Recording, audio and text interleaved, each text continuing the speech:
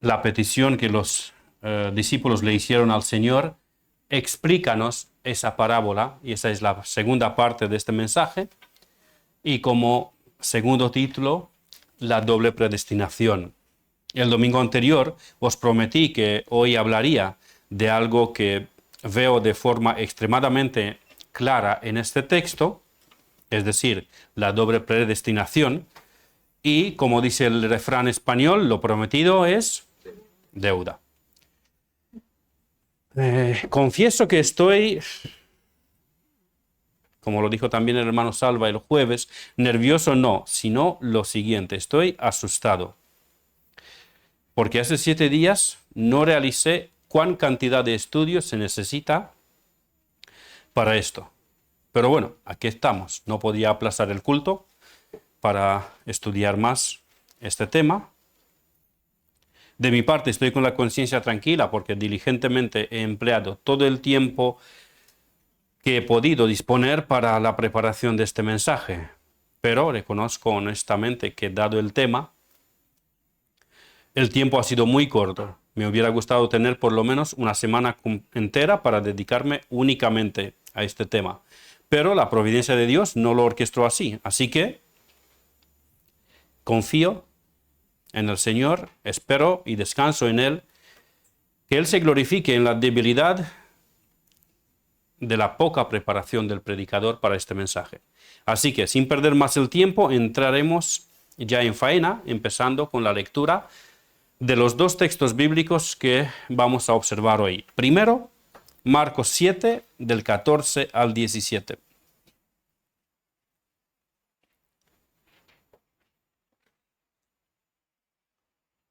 Marcos 7, del 14 al 17, dice así: Y llamando así a toda la multitud, les dijo: Oídme todos y entended. Nada hay fuera del hombre que entre en él, que le pueda contaminar, pero lo que sale de él, eso es lo que contamina al hombre. Si alguno tiene oídos para oír, oiga.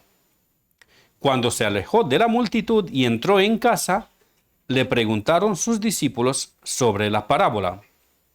Y aquí, pues, por esa parábola que los apóstoles preguntan, y vimos que en este texto no hay ninguna parábola, nos fuimos al texto paralelo del Evangelio según Mateo, capítulo 15, y leemos los versículos de 10 al 20, porque aquí sí aparece esa parábola. Mateo 15, de 10 al 20. Vemos claramente que se trata del mismo texto, de la misma situación. Y llamando así a la multitud, les dijo: Oíd y entended. No lo que entra en la boca contamina al hombre, mas lo que sale de la boca, esto contamina al hombre. Entonces, acercándose sus discípulos, le dijeron: ¿Sabes que los fariseos se ofendieron cuando oyeron esta palabra? Pero respondiendo él, dijo: Toda planta que no plantó mi Padre Celestial será desarraigada. Dejadlos. Son ciegos guías de ciegos. Y si el ciego guiare al ciego, ambos caerán en el hoyo. Respondiendo Pedro le dijo: Explícanos esta parábola. Jesús dijo: ¿También vosotros sois aún sin entendimiento? ¿No entendéis que todo lo que entra en la boca va al vientre y es echado en la letrina? Pero lo que sale de la boca, del corazón sale, y esto contamina al hombre, porque del corazón salen los malos pensamientos, los homicidios, los adulterios, las fornicaciones, los hurtos, los falsos testimonios, las blasfemias. Estas cosas son las que contaminan al hombre. Pero el comer con las manos sin lavar no contamina al hombre. Amén. El hermano Salva ya ha orado por la bendición de este mensaje, así que entramos directamente en la exposición. En el mensaje anterior estuvimos repasando ya el contexto histórico cercano, y cuando digo el contexto histórico cercano me refiero a los eventos o a los acontecimientos anteriores a esta conversación que Jesús tuvo con sus discípulos. Y hago ¿esto qué? Cuando fue el contexto, hago esto para que entendamos en qué situación Cristo les declaró la parábola de la que luego pidieron explicación. Como ya lo hicimos en el mensaje anterior, no volveremos a hablar del contexto, sino que entraremos ya directamente en la conversación. En el texto de Marcos 7, que es lo que estamos predicando expositivamente y de forma consecutiva, vimos que en el versículo 17 se habla de la petición que los discípulos le hicieron a Jesús. Petición que a primera vista carece de sentido. ¿Por qué carece de sentido? Porque los discípulos le piden a Jesús que les explique una parábola que en el texto no aparece. No sabemos por qué razón el evangelista Marcos omitió esa parábola, pero Mateo, en el texto paralelo a este, la redactó. Así que tenemos el material del estudio y por eso estamos muy agradecidos con Dios. Por su gracia tenemos también la actitud correcta, es decir, lo que nos hablaba también el hermano Julián, una actitud enseñable y humilde, y asimismo la disposición de adorar a Dios por lo que Él nos va a enseñar. Yo no os pido papel y lápiz, el hermano pues tiene su estilo y es muy respetable. A mí me parece muy bien. Si lo tenéis, mejor todavía. O como dicen algunos hermanos, mucho que mejor. Bien, en esta parábola, Jesús dice que los fariseos que se ofendieron al oír su reprimenda son la planta que no plantó mi Padre Celestial, y por eso serán desarraigados. La segunda parábola, en cual les llama ciegos, guías de ciegos, confirma una vez más el destino de ellos, que es la perdición eterna, simbolizada por el final de los dos casos. Será desarraigados y caerán en el hoyo. Quiero volver a leer una vez más esas dos parábolas, porque al final son dos en una. Pero respondiendo él, Jesús, dijo: toda planta que no plantó mi Padre Celestial será desarraigada. Dejadlos, son ciegos guías de ciegos, y si el ciego guiare al ciego, ambos caerán en el hoyo. Recordemos brevemente quién eran esos fariseos a quien se refiere el Señor Jesús.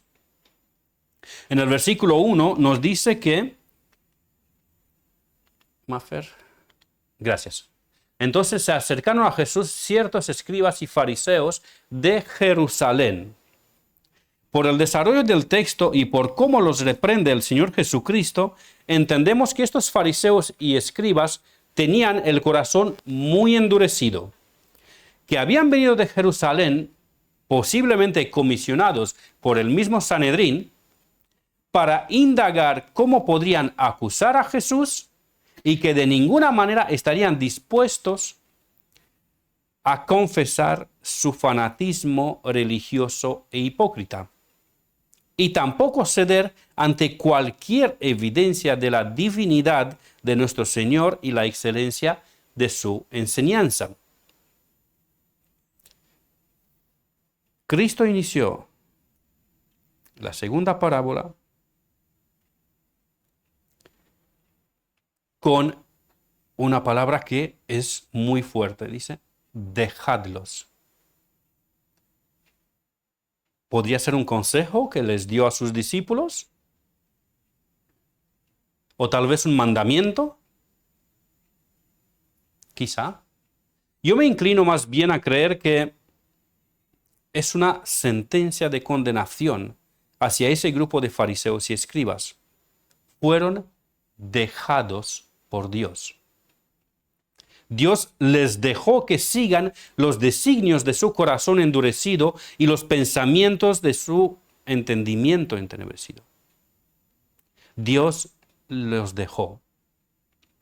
Por supuesto, eran culpables hasta lo sumo, porque eran un puñado de pobres criaturas mortales que estaban complotando contra el dador y sustentador de la vida. Eran un puñado de esclavos de sus concupiscencias y de Satanás, que estaban complotando contra el Señor de la casa y del universo. Un puñado de gusanos complotando contra su majestad, Jehová, el Santo de Israel. El cuadro no puede ser más contradictorio. En primer lugar, por la comparación entre Cristo y los fariseos, y en segundo lugar, por la comparación entre los discípulos y los fariseos. ¿Por qué digo que hay una diferencia enorme entre los discípulos y los fariseos?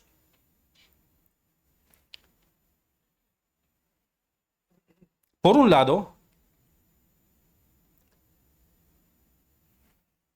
vimos en varias ocasiones, en mensajes anteriores, en esta serie de predicaciones, cómo Cristo eligió incondicionalmente, en amor, a los discípulos porque Él quiso.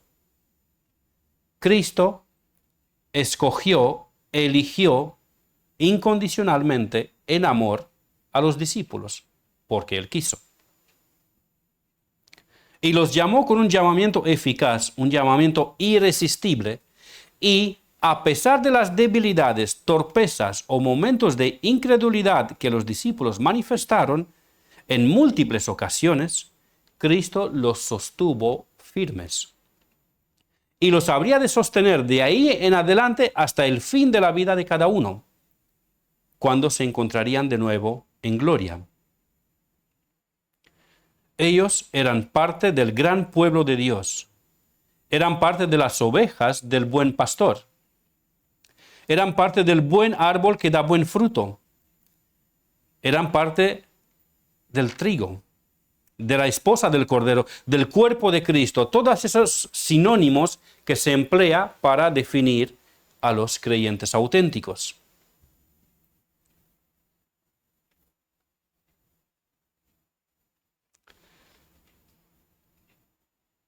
Un segundo, perdón.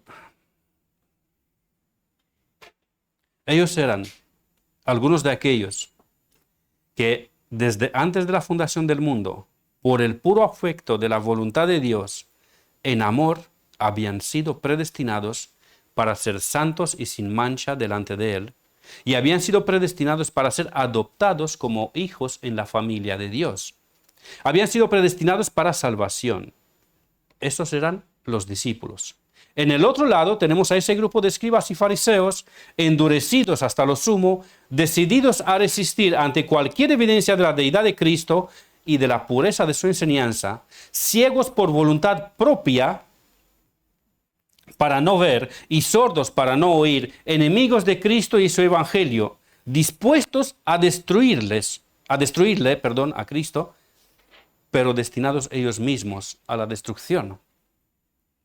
Los fariseos no eran la planta que plantó el Padre, ellos no eran trigo, ellos no eran ovejas del buen pastor, sino cabras, no daban buen fruto, no eran parte de la esposa del Cordero, sino parte de la ramera, eran hijos de diablo, como el mismo Señor Jesucristo les llama en Juan capítulo 8. Eran predestinados a la perdición eterna. Sospecho que en este momento ya algunos de vosotros se han erizado. Pero os pido un poco de paciencia, que no agarréis, sillas tenemos pocas, que no agarréis todavía las sillas o piedras tampoco tenemos, pero algunos de vosotros tenéis Biblias de esas con tapadura. Bien, algunos de vosotros tenéis Biblias con tapadura, y si me lanzáis una Biblia de tapadura, pues tiene más o menos el mismo efecto que una piedra. Por favor, paciencia. Y primero juzgad lo que digo y lo que diré de aquí en adelante, si es palabra de Dios fiel o no. Y luego accionad según el Espíritu de Dios os guíe. Y fuera de broma, me dirijo a ti, querido amigo. A ti que todavía no te has arrepentido de tus pecados y no has entregado tu vida a los pies de Cristo. ven a Él en arrepentimiento y fe, mientras la puerta de la gracia de Dios está abierta, porque no sabes en qué momento Dios la va a cerrar, y te quedarás fuera de la presencia del Señor en el lago de fuego y azufre, donde está el llanto y el crujir de dientes. A esta altura, para los que entendéis un poco de las corrientes de teología, ya no os cabe ninguna duda que estoy hablando del calvinismo, porque muchos cristianos identifican la doctrina de la doble predestinación con el calvinismo. Esa corriente de pensamiento teológica lleva el nombre del reformador francés Juan Calvino, quien vivió en el siglo XVI. Sobre todo es conocido por una obra literaria, por un libro que él ha escrito, el más famoso de entre todos, se llama La institución de la religión cristiana. Tenemos ese libro en nuestra biblioteca, en un formato de 2 volúmenes que engloban más de 1000 páginas. Los católicos se han encargado de pintarlo, entre comillas, no le han hecho ningún cuadro, pero de pintarlo, de exponerlo, de presentarlo a Calvino como un hereje que se atrevió a escribir y hablar en contra del Papa y del catolicismo, y a acusarlo que inventó la horrorosa herejía de la predestinación, aunque la principal fuente de la inspiración de Calvino fue San Agustín de Hipona, quien era, y creo que todavía es, el teólogo más relevante, más conocido, más respetado en la religión católica. Una cosa muy, muy curiosa, como dice el pastor. La principal fuente de Juan Calvino, después de la Biblia, fueron los escritos de San Agustín de Hipona. Y los católicos lo critican, aunque escriben prácticamente lo mismo, tanto uno como otro. A Agustín de Hipona lo han elevado y han dicho, esto es santo. Calvino es hereje. ¿Por qué? Porque hizo la reforma en la iglesia. Bien. Por su parte, en el este del continente, de donde vengo, los ortodoxos lo hicieron también objeto de su burla, aunque a menor escala. ¿Por qué? Porque la enseñanza de Calvino no es tan conocida en esa parte geográfica de Europa. Pero en los últimos años, como hay un avance de las doctrinas de la Reforma Protestante también en el este, juntamente con ellos, con ese avance de las reformas protestantes, las doctrinas de la Reforma, perdón, las burlas aparecieron también ahí. Pero en lo que nos interesa, tristemente muchos evangélicos se han apuntado también en esta persecución. Aunque reconozco que la mayoría de ellos lo hacen sin conocimiento de causa, simplemente por seguir a sus líderes, a sus pastores que, a su vez, pocos conocen en realidad cuál fue la enseñanza de Calvino. Y siguen a ciegas lo que han oído a otros pastores o autoridades eclesiásticas que aparecían. Sí, es una cadena un poco absurda. No estudian, no comprueban si eso es así, pero si mi pastor me ha dicho que eso fue así, que Calvino enseñó tal cosa, pues yo lo creo a mi pastor. ¿Y mi pastor de dónde sabe? ¿Leyó lo que escribió Calvino? Ah, no. ¿Y de dónde sabe? Pues se lo dijo un otro pastor o un otro fulano, un otro amigo, que resulta que ese tampoco leyó las instituciones de la religión cristiana de Calvino. Y por eso digo que siguen a ciegas lo que han oído a otros pastores o autoridades eclesiásticas que aprecian. Y lo digo con conocimiento porque he escuchado y también he estado presente en varios debates en contra del calvinismo, y con muy pocas excepciones, todos los demás adversarios de su enseñanza distorsionan, por desconocimiento mayormente, pero también intencionalmente, distorsionan las creencias de este y lo caricaturizan. Se burlan del calvinismo e incluso en ciertos casos con palabras extremadamente denigrantes, llamándolo una herejía y hasta definirlo como y perdón por la expresión, pero es literal, definen el calvinismo como el vómito y el excremento de Satanás. Nos detenemos por un momento en lo que habitualmente se conoce del calvinismo en los círculos evangélicos que no se identifican con su enseñanza. A pesar de que muchos creyentes afirman que no son ni calvinistas ni arminianos, sino cristianos, en realidad pertenecen a una de esas líneas de pensamiento, o son calvinistas o son arminianos. Y muchos dicen, no, yo no soy ni calvinista ni arminiano, yo soy cristiano. Pero si le preguntas, le haces unas pocas preguntas, te das cuenta que o pertenece a un pensamiento o pertenece al otro.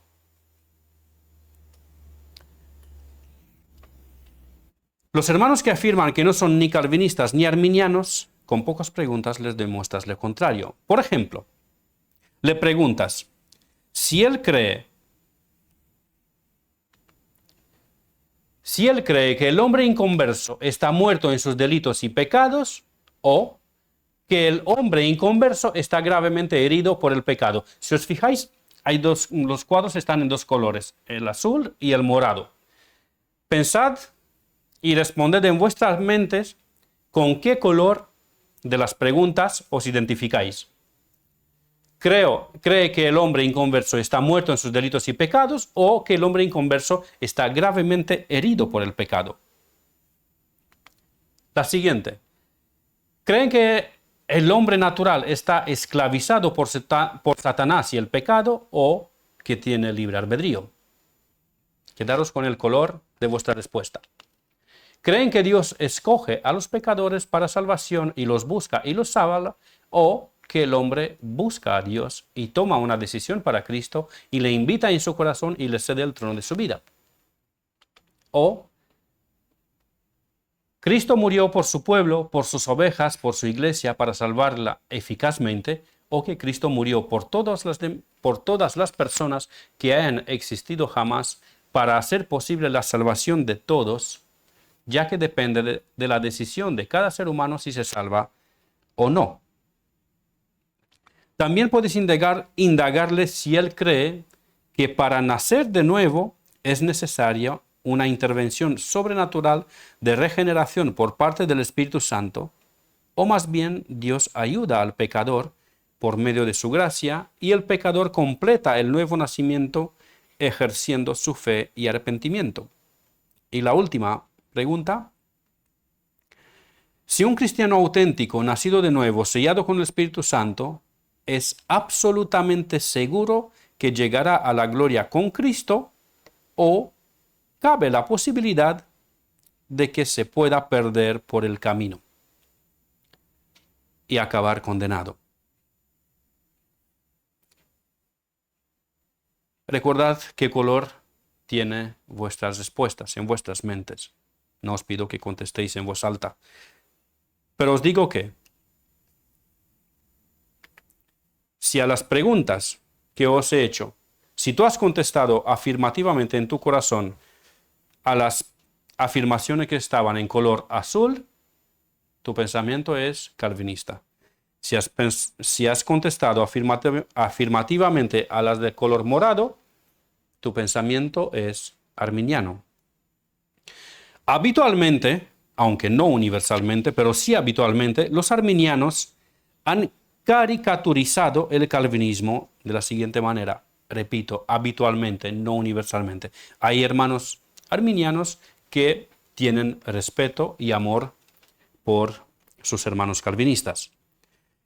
Pero los que los caricaturizan, normalmente los caricaturizan de esa manera. Y de ahora en adelante hablo como, en una porción no muy larga, hablo como un arminiano que se burla del calvinismo.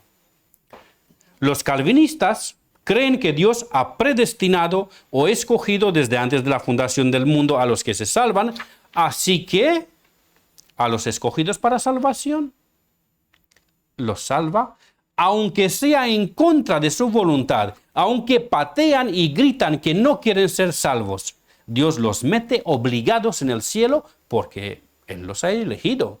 Si el hombre dice, no, no, no, no, de ninguna manera, yo quiero ir al infierno con los demonios, con las prostitutas, con todo. No, Dios le obliga. No, tú eres un elegido, tú vas a entrar forzado ahí, porque yo lo digo. Es una de las formas en cual se burlan del calvinismo. Otra de las afirmaciones típicas. A los que no son escogidos para salvación, aunque se arrepienten y le ruegan a Dios con gran insistencia que los perdone y salve, Dios los rechaza porque no son de los escogidos. Supongo que habéis oído esa burla también. No, no, es que Dios le dice, no, tú te puedes arrepentir, tú puedes pedir perdón, tú puedes hacer lo que tú quieras. No, tú no eres elegido, así que tú te vas a quedar fuera y ya está. No, a ti no te quiero en mi cielo. Otra. Los que son escogidos o predestinados para salvación pueden vivir tranquilamente en todo tipo de pecado porque Dios los escogió para salvación y se salvarán indiferentemente de cómo vivan en esta vida. O la siguiente, no hace falta evangelizar ni tampoco orar por los perdidos, porque los que son escogidos para salvación de cualquier modo se van a salvar. Y la última, y con eso termino de hablar como arminiano burlón, la salvación no es por gracia, por medio de la fe, sino que es por decreto, por la elección de Dios. Ya no es ya no es salvación por gracia. Dios ya lo ha decretado, entonces ya pues ahí serán salvos. Bueno, hay una más que no me lo apunté. Sí, Dios escogió así tipo como juegan las niñas con esas flores de arrancan la flor y un pétalo, te quiero, no te quiero, te quiero, no te quiero, te quiero, no te quiero. Como que a ese estilo, dicen los arminianos, que los calvinistas enseñan que es la elección de Dios. Tú para el cielo, tú para el infierno. Tú para el cielo, tú para el infierno. Tú que tienes barba, no, los de la barba, estos sí se van al cielo. Tú que te afeitas, te vas al infierno. Tú que tienes barba, te vas al cielo. Bien, perdonadme la broma. Ya vuelvo en sí. No sé si lo digo correctamente, pero bueno, ya vuelvo a ser yo.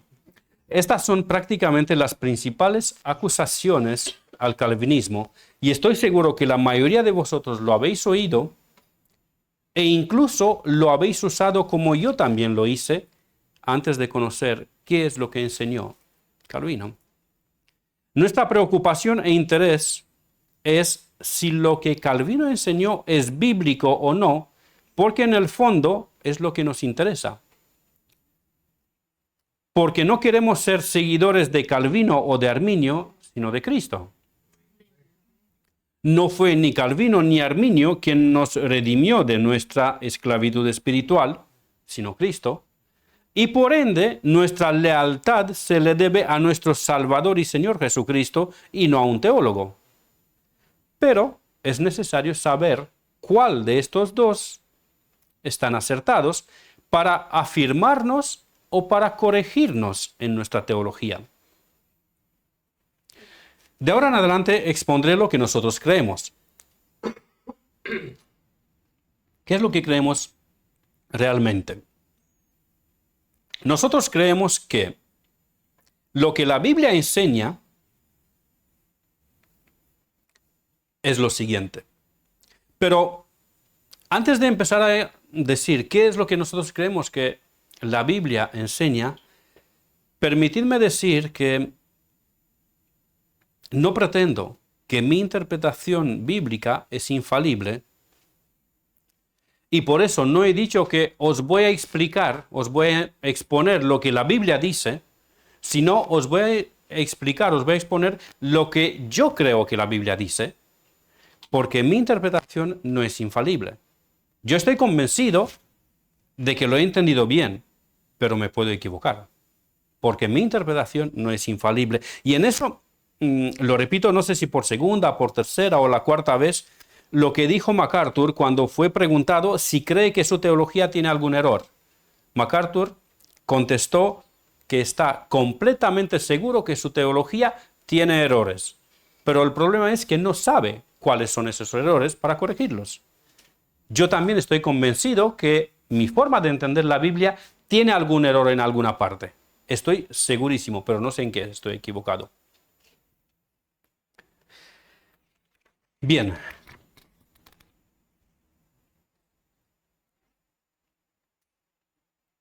Para esa situación, hermanos, seas quien seas, te animo que tengas una actitud parecida a eso, lo que acabo de decir. Te animo que estés abierto a recibir argumentación con educación de parte de otro hermano, porque tú también, igual que yo, en algo estarás equivocado. No serás tú el único, juntamente con el apóstol Pablo, que habrás recibido la enseñanza por revelación divina de forma directa, sino que la has aprendido de otro hermano, juntamente con la lectura de la Biblia, quizá con algún libro cristiano, pero no la has recibido por revelación directa como el apóstol Pablo. Así que tu interpretación de la Biblia también tiene errores, no solamente la mía. Y por eso, tanto tú como yo debemos de tener una actitud de apertura para recibir argumentación de parte de otros hermanos. Así que, como dicen los mexicanos, no te quedes montado en tu macho.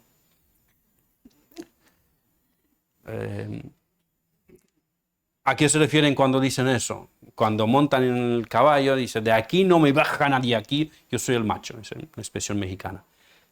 O como dicen en general, estoy en mi pedestal, de aquí no me baja nadie. Hermano, te animo que te bajes de ese pedestal. Y que trates a tus hermanos con respeto. Escúchales. Si tienen opiniones diferentes, escúchales. Y también hazte escuchar. Comunícate y déjate cuestionado y exhortado. Y lo mismo haz tú con tus hermanos. En el amor de Cristo, en unidad y en respeto. Incluso el mismo apóstol Pablo, quien sí en verdad había recibido el Evangelio por revelación divina, a Pablo no se le cayeron los anillos cuando los demás apóstoles le interrogaron, le preguntaron con respecto a la enseñanza que él estaba predicando. Si hubiera sido alguno de los apóstoles modernos, estos que les conocemos, habría contestado, ¿pero quién eres tú, Pedro, para que me preguntes a mí? ¿Qué es lo que estoy yo enseñando? Si yo lo he recibido por revelación divina, yo he estado con el Señor hasta el tercer cielo. ¿Vienes tú a cuestionarme a mí? No, Pablo no actuó así, sino que Pablo explicó humildemente cuál era el mensaje que él predicaba y cuál era la misión a cual Cristo le había enviado. No se le cayeron los galones o los anillos al ser preguntado por los demás apóstoles con respecto a la enseñanza que él estaba predicando, sino que recibió de buena manera sus cuestionamientos y les contestó y explicó su mensaje y su ministerio. Hermanos, es tan triste y absurdo escuchar de boca de un cristiano, y peor todavía, si ese cristiano, ese hermano, está enseñando en la iglesia, es tan triste y absurdo escuchar respuesta como: yo he estudiado 4 años de teología y vienes tú a cuestionarme a mí.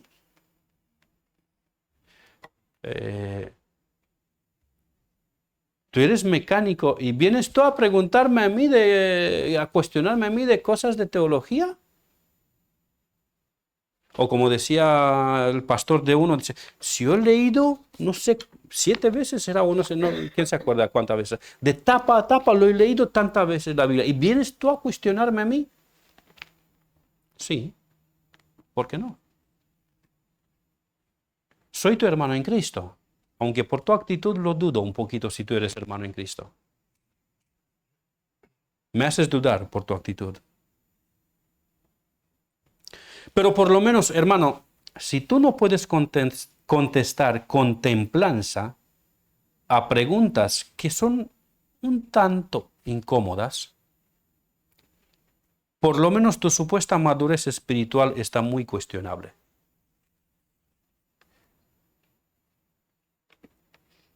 Incluso cabe la posibilidad por esa actitud que a lo mejor no conoces el carácter de Dios. A lo mejor no conoces a Dios. Así que, lejos de pretender que tenemos nosotros la verdad absoluta del cristianismo, de aquí a continuación expondré cómo entendemos nosotros el mensaje bíblico en lo respecto a la salvación, y más concretamente en los aspectos mencionados anteriormente como el campo de batalla entre los arminianos y calvinistas.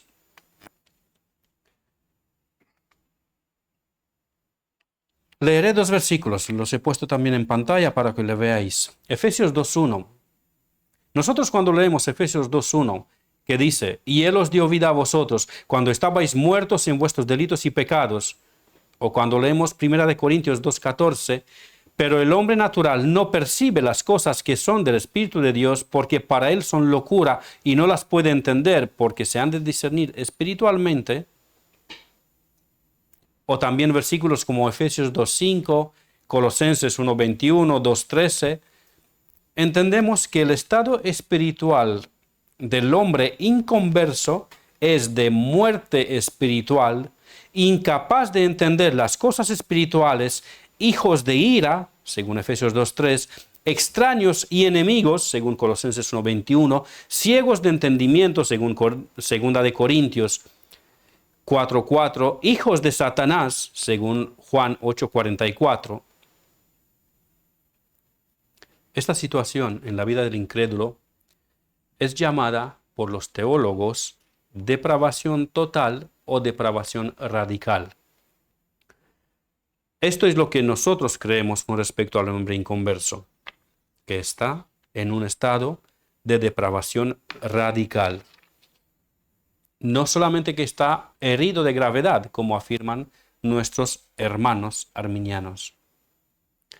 Por los versículos antes mencionados y asimismo por Juan 3, 7 y 8, donde leemos, no te maravilles que te dije, os es necesario nacer de nuevo.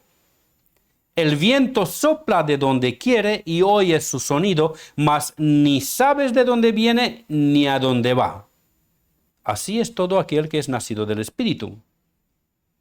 O en 1 de Pedro, versículos 22 y 23, que dice, habiendo purificado vuestras almas por la obediencia a la verdad mediante el Espíritu, para el amor fraternal no fingido, amaos unos a otros entrañablemente de corazón puro, siendo renacidos no de simiente corruptible, sino de incorruptible por la palabra de Dios, que vive y permanece para siempre.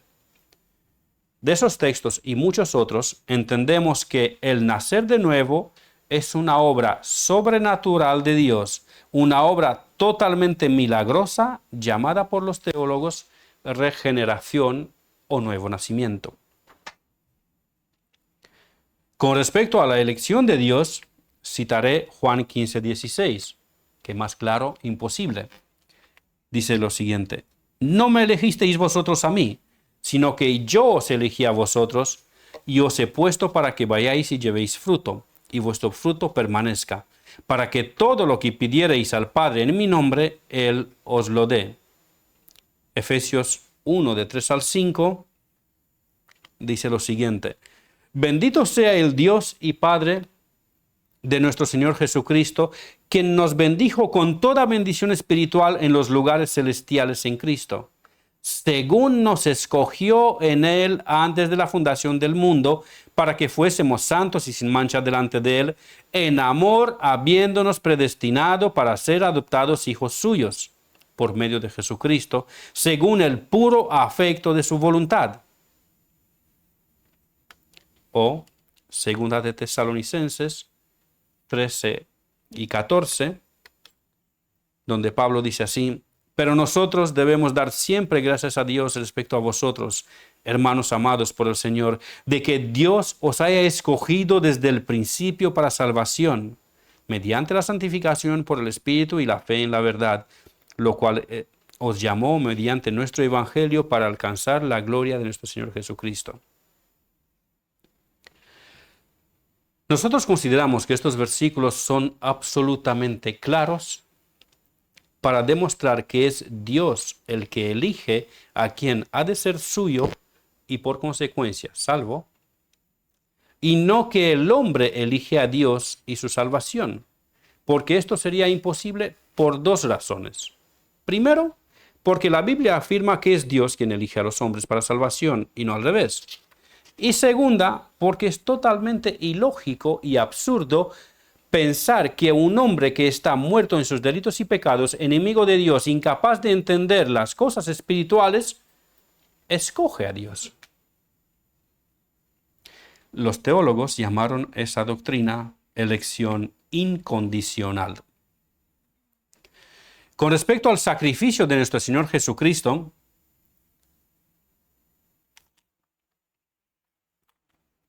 nosotros creemos que Él se entregó en la cruz del Calvario para salvar eficazmente a su pueblo. Y leemos Mateo 1:21, donde dice, y dará a luz un hijo y llamará su nombre Jesús. ¿Por qué? Porque Él salvará a su pueblo de sus pecados. En Juan 14:15 nos dice el Señor, yo soy el buen pastor y conozco mis ovejas y las mías me conocen. Así como el Padre me conoce y yo conozco al Padre y pongo mi vida por las ovejas, no por las cabras. También para salvar eficazmente a su iglesia, donde dice, maridos, amad a vuestras mujeres, así como Cristo amó a la iglesia y se entregó a sí mismo por ella. Un pequeño paréntesis. El Señor nos dice a nosotros, los hombres, los que estamos casados, que debemos amar a nuestras mujeres como Cristo amó a la iglesia y se entregó a sí mismo por ella. Creo que un argumento más claro, difícil de encontrar en contra de la expiación universal. Si el Señor Jesucristo había entregado su vida por todo el mundo indiferentemente para que quien quiera lo escoja, ese versículo carecería de sentido porque no podría decir, amad a vuestras mujeres como Cristo amó a la iglesia y se entregó por ella. Porque de ser así, deberíamos entregarnos los hombres a todas las mujeres. Ya no había esa exclusividad que vemos en el ejemplo de Cristo, que amó a la iglesia y se entregó por ella. ¿Cómo llama la Biblia el resto de la humanidad? Una palabra bastante fuerte, la ramera. Cristo se entregó por su iglesia, por su esposa, no por la ramera. Y ese ejemplo nos dice, vosotros, maridos, amad a vuestras mujeres, no a las otras, a vuestras mujeres, como Cristo amó a la iglesia y se entregó a sí mismo por ella. A esta enseñanza se le dio el nombre de expiación particular o expiación limitada. Nuestra convicción con respecto a la muerte de Cristo en la cruz es que Él murió por su pueblo o por sus escogidos, y eso para salvarlos eficazmente y también perpetuamente. Y no como afirman nuestros hermanos arminianos, como que Cristo murió por todos en general, pero por nadie en especial, haciendo la salvación posible a quien quiera tomarla, y si alguien la quiere tomar. Por último, nuestra convicción con respecto a la seguridad eterna es que Cristo garantiza nuestra salvación para siempre, y leemos en Hebreos 10:14 que porque con una sola ofrenda hizo perfectos para siempre a los santificados. Cristo obtuvo una redención eterna, leemos en Hebreos 9:12, y no por sangre, y no por sangre de machos cabríos ni de becerros, sino por su propia sangre, entró una vez para siempre en el lugar santísimo, habiendo obtenido eterna redención. Porque él mismo guarda las ovejas y nadie las puede arrebatar de su mano, tal como leemos en Juan 10 del 27 al 29. Dice así el Señor Jesucristo: mis ovejas oyen mi voz, y yo las conozco y me siguen, y yo les doy vida eterna, no temporal, y no perecerán jamás, una redundancia, ni nadie las arrebatará de mi mano. Mi Padre, que me las dio, es mayor que todos, y nadie las puede arrebatar de la mano de mi Padre. Asimismo, nada los puede separar del amor de Dios que está en Cristo Jesús, tal como leemos en Romanos 8 del 35 al 39, que dice así: ¿quién nos separará del amor de Cristo? ¿Tribulación, o angustia, o persecución, o hambre, o desnudez, o peligro, o espada? Como está escrito: por causa de ti somos muertos todo el tiempo, somos contados como ovejas de matadero. Antes, en todas estas cosas somos más que vencedores por medio de aquel que nos amó. Por lo cual estéis seguros de que ni la muerte, ni la vida, ni ángeles, ni principados, ni potestades, ni lo presente, ni lo porvenir, ni lo alto, ni lo profundo, ni ninguna otra cosa creada nos podrá separar del amor de Dios que es en Cristo Jesús, Señor nuestro. Nuestra convicción es que la salvación es asegurada para los hijos de Dios, para aquellos que, habiendo estado muertos en sus delitos y pecados y siendo enemigos de Dios, Cristo los resucitó de los muertos espiritualmente hablando, los hizo nacer de nuevo por el Espíritu de Dios mediante la predicación de la palabra, porque los había predestinado desde antes de la fundación del mundo para que fuesen santos y sin mancha delante de Él,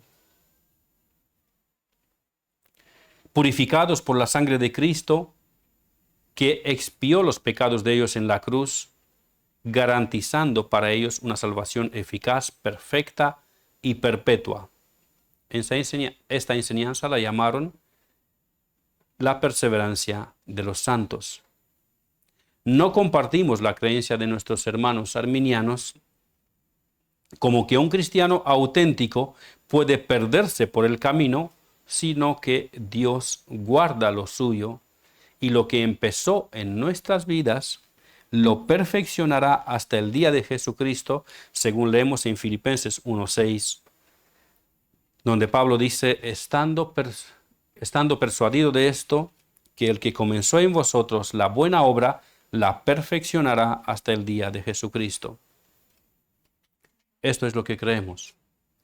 Hermanos, si estamos equivocados, a vuestro parecer, os esperamos para que en amor nos hagáis entender en qué aspectos hemos errado. Estamos abiertos al diálogo. Estamos abiertos a que vengáis con la Biblia y que hablemos. Y gustosos nos sentaremos con la Biblia en mano para comprobarlo. Sentémonos para debatir con respeto y amor en Cristo. O simplemente sentémonos para confirmarnos en lo que hemos entendido de la palabra de Dios. En conclusión, hermanos, esto es lo que creemos: que de la gran multitud que va camino a su condenación eterna, que además es justa, santa y perfecta, Dios ha escogido para sí un pueblo de toda lengua, tribu y nación para que sea su especial tesoro. Y ese pueblo se le entregó como regalo a su Hijo amado, quien voluntariamente se ofreció como sacrificio vicario y expiatorio, un sacrificio de propiciación, y los compró con su sangre. El Espíritu Santo aplicó esta redención en la vida de sus escogidos y los hizo nacer de nuevo por medio de la predicación del Evangelio, por medio del cual asimismo los purifica y santifica, como también los hace crecer en el conocimiento de las cosas secretas de Dios, secretas para los ojos del mundo. y a estos, a los santos, los une en un pueblo, en una familia, y los guía hasta el momento de su glorificación, exhortándolos, fortaleciéndolos, corrigiéndolos y perdonándolos en toda su travesía terrenal. A los demás los deja seguir el camino que han querido. Los deja que sigan los designios de los pensamientos de su corazón depravado. Y el final de esto será el castigo eterno. Por eso se le llama doble predestinación. Porque a los salvos, porque a los salvos Dios los predestinó para salvación. Y a los que se condenan, Dios los dejó que sigan sus deseos, que es equivalente a ser predestinados a la perdición. La diferencia es que en el caso de los predestinados para salvación, Dios se implica, por decirlo de esa forma, Dios se implica personal y activamente.